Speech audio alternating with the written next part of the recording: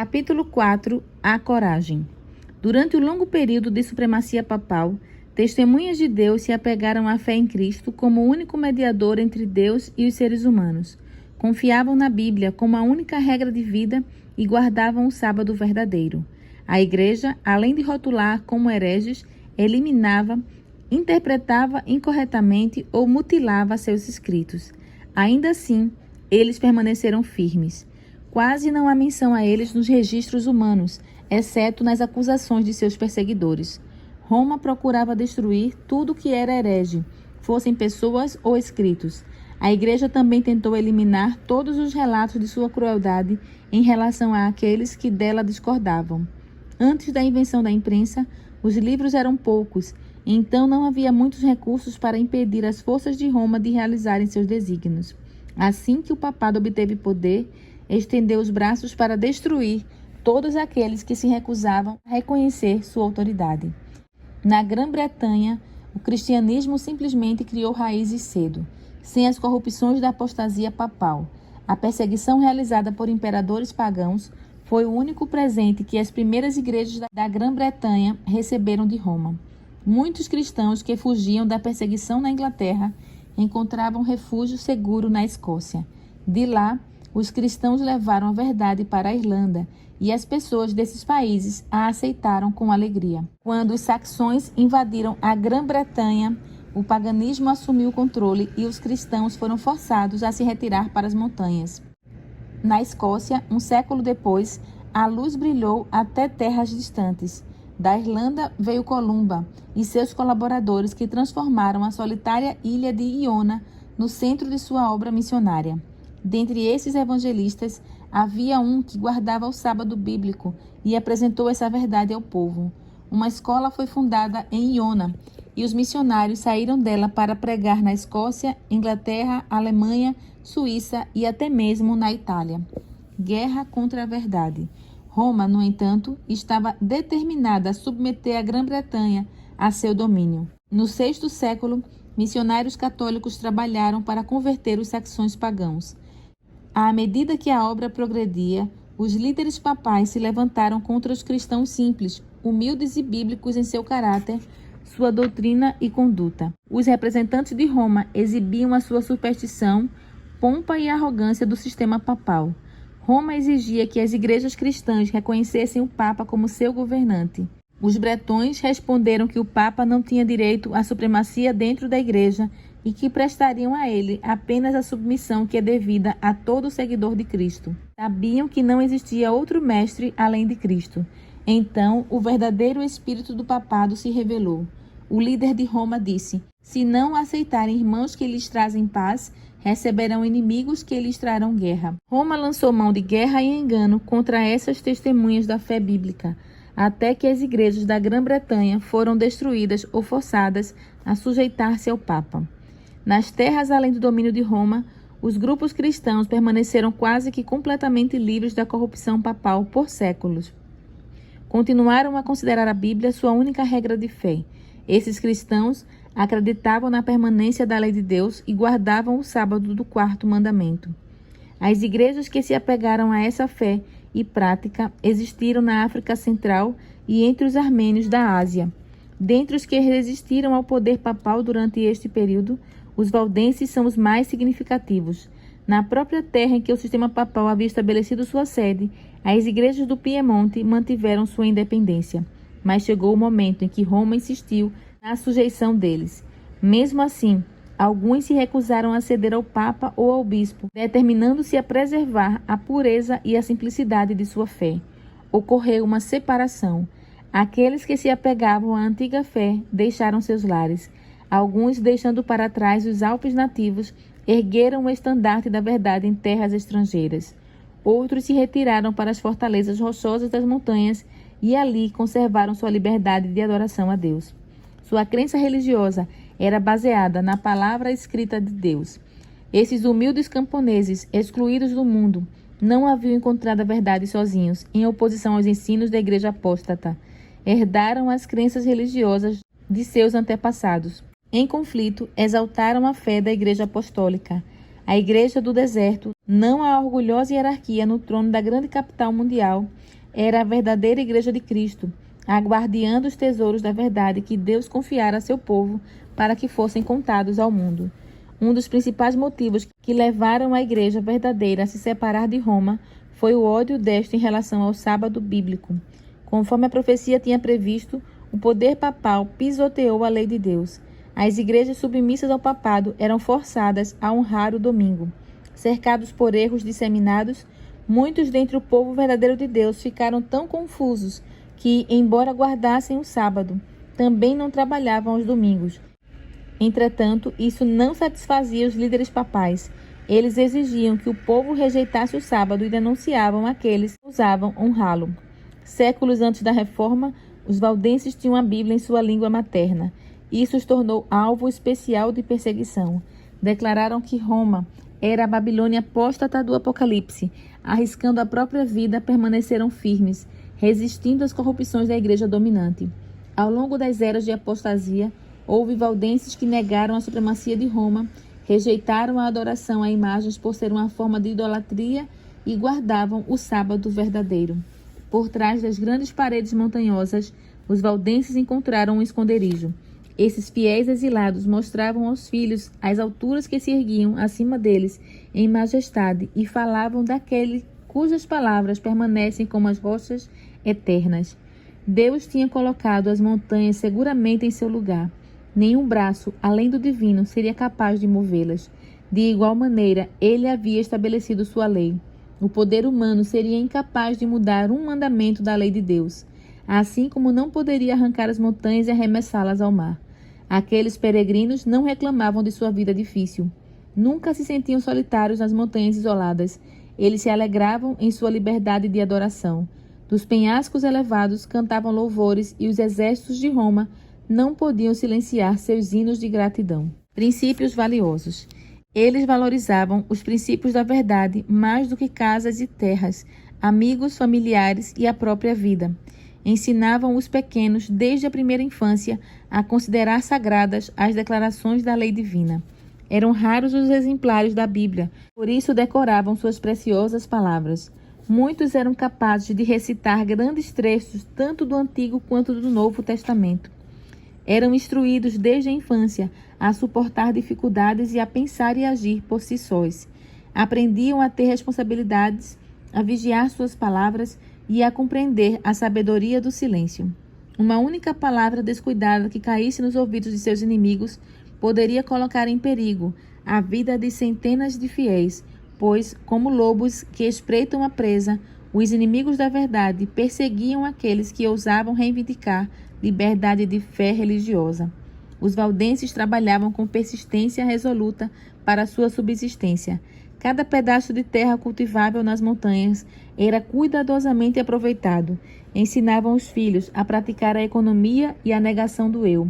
O trabalho era duro, mas saudável, do tipo que os seres humanos em seu estado decaído necessitam. Os jovens aprendiam que todas as suas capacidades pertenciam a Deus e deviam ser desenvolvidas para seu serviço. A igreja dos valdenses se assemelhava às do período apostólico. Rejeitando a supremacia de papas e bispos, ensinavam que a Bíblia é a única autoridade infalível. Seus pastores, diferentemente dos padres autoritários de Roma, alimentavam o rebanho de Deus, conduzindo-os aos verdes pastos e fontes vivas de sua santa palavra. As pessoas não se congregavam em igrejas magníficas ou grandes catedrais, mas nos vales alpinos ou, em tempos de perigo, em alguma fortaleza rochosa. A fim de ouvir as palavras da verdade proferidas por servos de Cristo, os pastores não só pregavam o Evangelho, como também visitavam os enfermos e trabalhavam para promover a harmonia e o amor fraternal. Assim como Paulo fazia tendas, cada um aprendia algum ofício a fim de prover o próprio sustento, caso necessário. Os jovens recebiam instrução dos pastores. A Bíblia era o principal tema de estudo. Decoravam os evangelhos de Mateus e João, bem como muitas das epístolas. Com esforço persistente, às vezes nas cavernas escuras da terra, iluminados por tochas, escreviam as sagradas escrituras, versículo por versículo. Anjos celestiais cercavam esses obreiros fiéis. Satanás havia incitado os sacerdotes e bispos romanos a enterrar a palavra da verdade debaixo de uma pilha de erros e superstições. De maneira notável, porém, ela foi preservada sem corrupções ao longo de toda a idade das trevas. Assim como a arca sobre as águas agitadas, a palavra de Deus supera as tempestades que ameaçam sua destruição. Como uma mina com ricos veios de ouro e prata escondidos debaixo da superfície, as Sagradas Escrituras contêm tesouros da verdade que somente aquele que busca com humildade e oração pode encontrar. Deus projetou a Bíblia para ser um livro com lições para toda a humanidade, revelando a si próprio. Cada verdade que enxergamos é uma revelação nova do caráter de seu autor. Alguns jovens eram enviados de suas escolas nas montanhas para instituições de ensino na França ou Itália, onde havia um campo mais amplo de estudo e observação do que nos Alpes nativos. Esses jovens eram expostos a tentações, encontravam agentes de Satanás que tentavam incutir neles heresias sutis e enganos perigosos, mas sua educação na infância os havia preparado para isso. Nas escolas para onde iam, não confiavam em ninguém. Suas roupas eram feitas de maneira especial para esconder seu maior tesouro, as Escrituras. Em todos os lugares onde podiam, colocavam cuidadosamente alguma porção da Bíblia para que aqueles que pareciam abertos a receber a verdade pudessem encontrá-la. Dessa maneira, conquistaram conversos da verdadeira fé nessas instituições de ensino.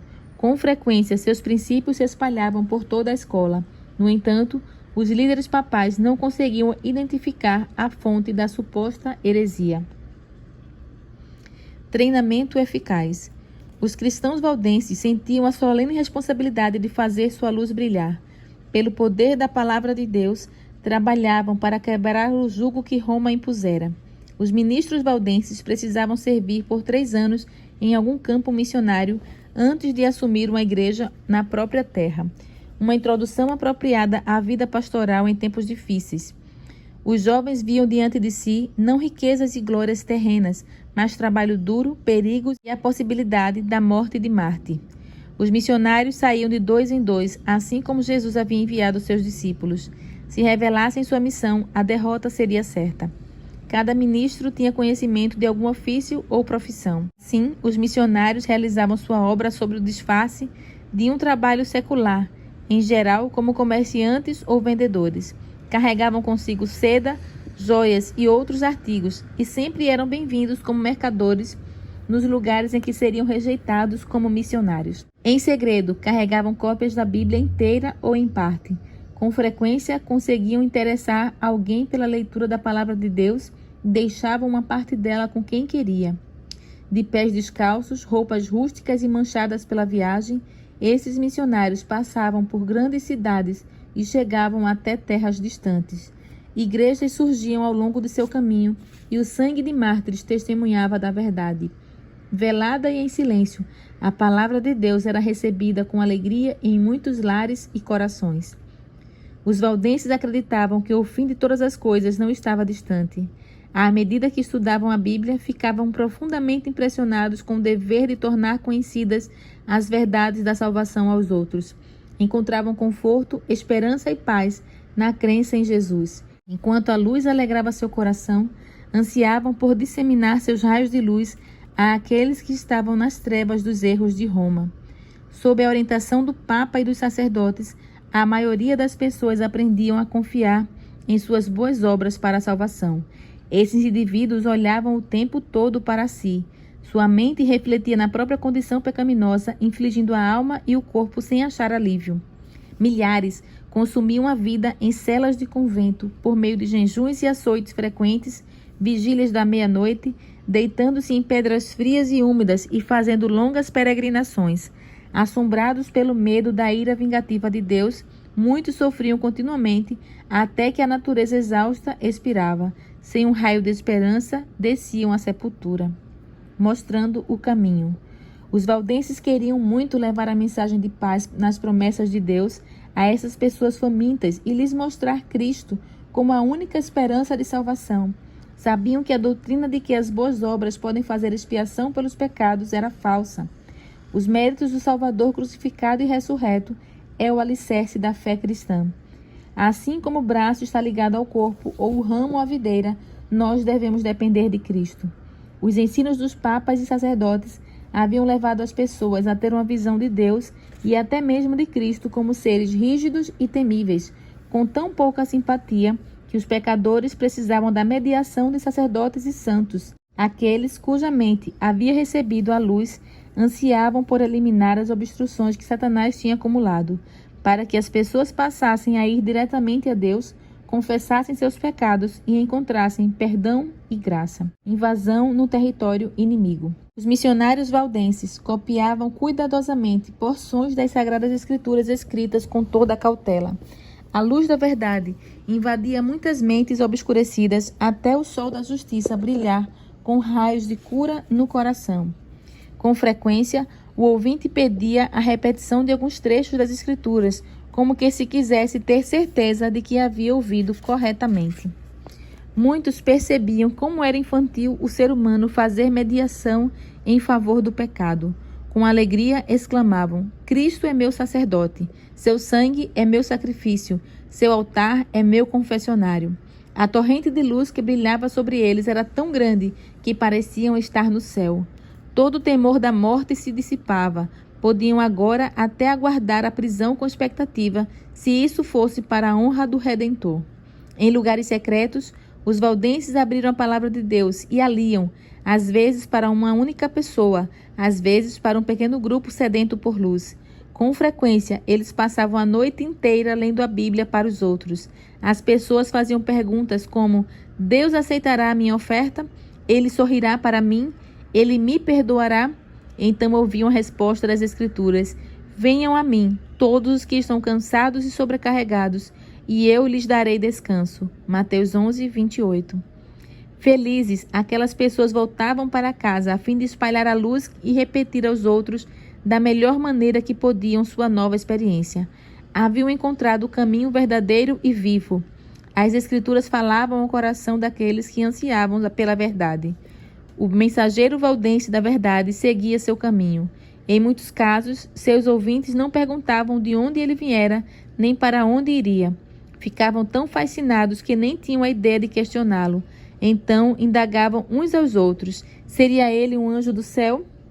Em muitos casos, o mensageiro da verdade conseguira chegar a outras terras, ou estava morrendo aos poucos em algum calabouço, ou ainda seus ossos já se esbranqueavam no lugar onde havia testemunhado da verdade, mas as palavras que tinha deixado continuavam a fazer a obra. Os líderes papais percebiam o perigo da obra desses humildes viajantes. A luz da verdade dissiparia as nuvens pesadas de erro que envolviam o povo. Direcionaria a mente somente para Deus, resultando na eventual destruição da supremacia de Roma. Esses viajantes, apegando-se à fé da igreja primitiva, eram um constante testemunho da apostasia romana e, por isso, eram odiados e perseguidos. Sua recusa em abrir mão das Escrituras era uma ofensa que Roma não conseguia tolerar. Uma decisão terrível. Começaram então as mais terríveis cruzadas contra o povo de Deus em suas casas da montanha. Investigadores severos foram enviados no rastro deles. Vez após vez, as forças de Roma não apenas arruinaram as terras férteis dos perseguidos, mas também destruíram suas casas e capelas. Nenhuma acusação poderia ser feita contra o caráter moral desses foragidos. Sua maior ofensa era não adorar a Deus de acordo com a vontade do Papa. Como eram considerados culpados desse crime, cada insulto e tortura que homens ou demônios eram capazes de inventar eram lançados sobre eles. Quando Roma decidiu exterminar o odiado grupo, o Papa decretou uma bula, edito, condenando os valdenses como hereges e ordenando sua morte. Eram acusados de preguiçosos, desonestos, desordeiros, mas declarava-se que eles tinham aparência de piedade e santidade que seduziam as ovelhas do verdadeiro rebanho. Esse edito convocava todos os membros da igreja a se unir na cruzada contra os hereges. Como incentivo, dispensava todos aqueles que participassem da cruzada de qualquer juramento que houvessem feito. Legitimava o direito a qualquer propriedade adquirida de maneira ilegal e prometia o perdão dos pecados a aqueles que conseguissem matar algum herege. Cancelava todos os contratos feitos em favor dos valdenses, proibia todas as pessoas de lhes proporcionar qualquer auxílio e dava poder a qualquer um para tomar posse de sua propriedade. Esse documento revelava claramente o rugido do dragão, não a voz de Cristo. O mesmo Espírito que crucificou a Cristo e matou os apóstolos, que moveu Nero, sedento por sangue contra os fiéis cristãos de sua época, estava em ação para destituir a terra daqueles que eram amados por Deus.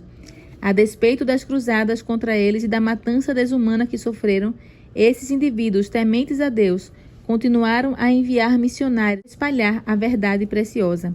Eram caçados até a morte, mas mesmo assim, seu sangue regava a semente que lançavam e ela continuava dando frutos. Dessa maneira, os valdenses testemunharam por Deus séculos antes de Lutero. Eles plantaram as sementes da reforma que começou na época de Wycliffe, cresceu e se aprofundou nos dias de Lutero e deve ser levada adiante até o fim dos tempos.